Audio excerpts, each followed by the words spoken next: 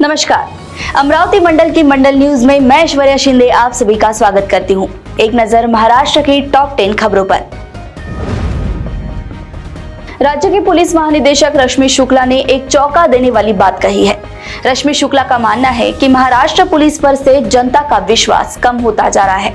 Police महानिदेशक ने ये बात महाराष्ट्र की जनता के नाम लिखे गए एक पत्र में कही है और उन्होंने बाकायदा इस पत्र को सोशल मीडिया पर भी पोस्ट किया है। रश्मि शुक्ला ने पत्र में कहा है कि पिछली गलतियों को पीछे छोड़कर आपका विश्वास जीतना हमारी जिम्मेदारी है। महाराष्ट्र में बिगड़ती कानून व्यवस्था को देखते हुए पुलिस महानिदेशक रश्मि शुक्ला का यह पत्र सियासी गलियारों में चर्चा का विषय बना हुआ है। महाराष्ट्र के दहिसर में घटित गोलीकांड के बाद आरोप प्रत्यारोपों का सिलसिला शुरू हो गया है। उद्धव गुट के सांसद संजय राउत ने इस हत्याकांड के बाद देवेंद्र फडणवीस के इस्तीफे की मांग की है। संजय राउत ने कहा कि महाराष्ट्र में गुंडों का राज है और राज्य गैंगस्टर्स के हाथ में है। राउत ने बड़ा आरोप लगाते हुए कहा कि महाराष्ट्र के मुख्यमंत्री आए दिन गैंगस्टर्स से मिलते हैं और अपराधियों के मन से कानून का डर खत्म हो चुका है। इसके साथ ही संजय राउत ने राज्य में राष्ट्रपति शासन लगाए जाने की भी मांग की। राज्य के गृह मंत्री देवेंद्र फडणवीस ने कहा है कि दहिसर गोलीकांड को राज्य की कानून व्यवस्था से जोड़ना उचित नहीं है। फडणवीस का कहना है कि ये वारदात आपसी रंजिश की वजह से हुई है और इस पर किसी तरह की राजनीति नहीं की जानी चाहिए। फडणवीस ने यह भी कहा कि इस वारदात के बाद राज्य सरकार द्वारा दिए गए गन लाइसेंस की भी दोबारा जांच की जाएगी।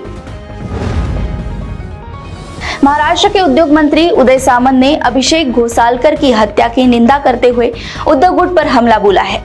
उदय सामंत ने दावा किया है कि मॉरिस नोरोन्हा और उद्धव की शिवसेना के शीर्ष नेताओं के बीच गहरा संबंध था। उदय सामंत ने आरोप लगाते हुए कहा कि इस हत्याकांड के लिए उद्धव गुट के गिरोहों के बीच चल रही आपसी रंजिश जिम्मेदार है।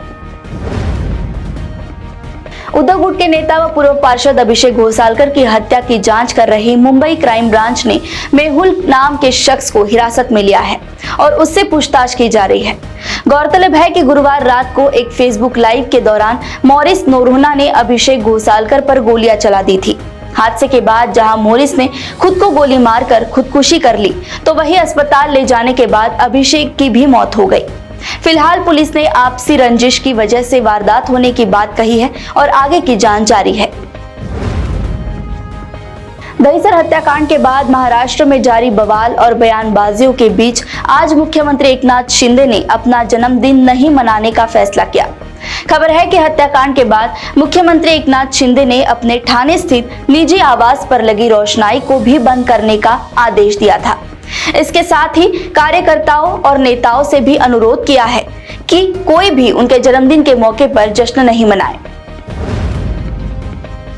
महाराष्ट्र के मुख्यमंत्री एकनाथ शिंदे ने उनके खिलाफ लगाए जाने वाले गद्दार होने के आरोपों का जवाब देते हुए कहा है कि ये समय अहंकार की मशाल को धनुष बाण से बुझाने का है। जाहिर है शिंदे का ये इशारा उद्धव गुट की ओर था। शिंदे ने यह भी कहा कि यदि 50 विधायक और 13 सांसद गलत होते तो महाराष्ट्र की जनता उनका समर्थन नहीं करती। वरिष्ठ पत्रकार निखिल वागले के खिलाफ पुणे में एफआईआर दर्ज की गई है। निखिल वागले ने लालकृष्ण आडवाणी को भारत रत्न दिए जाने की घोषणा के बाद एक्स पर विवादित टिप्पणी की थी। मीडिया रिपोर्ट्स के मुताबिक निखिल वागले पर मानहानि के अलावा अन्य कई आरोपों के तहत मामला दर्ज किया गया है। बीजेपी नेता सुनील देवधर ने इस मामले को लेकर पत्रकार निखिल वागले के खिलाफ पुणे के विश्राम बाग पुलिस स्टेशन में एफआईआर दर्ज कराई है। राज्य के उप मुख्यमंत्री व एनसीपी प्रमुख अजित पवार ने बाबा सिद्दीकी के पार्टी में आने की खबरों से पर्दा हटा दिया है। अजित पवार ने खुद इस बात का ऐलान कर दिया है कि कांग्रेस से इस्तीफा दे चुके बाबा सिद्दीकी 10 फरवरी को उनकी पार्टी में शामिल होंगे। इसके साथ ही अजित पवार ने बताया कि 11 फरवरी को कुछ और लोग भी एनसीपी में शामिल होंगे। महाराष्ट्र के उप मुख्यमंत्री देवेंद्र फडणवीस की नानुकुर के बावजूद राज ठाकरे के एनडीए में शामिल होने की अटकलें तेज हो गई है। बताया जा रहा है कि राज ठाकरे को भाजपा का बुलावा आ गया है और वे जल्द ही दिल्ली में पार्टी के वरिष्ठ नेताओं से मुलाकात कर एनडीए में शामिल हो जाएंगे। गौरतलब है कि हाल ही में राज ठाकरे ने अपनी कोर टीम के साथ फडणवीस से मुलाकात की थी और तभी से उनके एनडीए में शामिल होने की चर्चा तेज हो गई थी।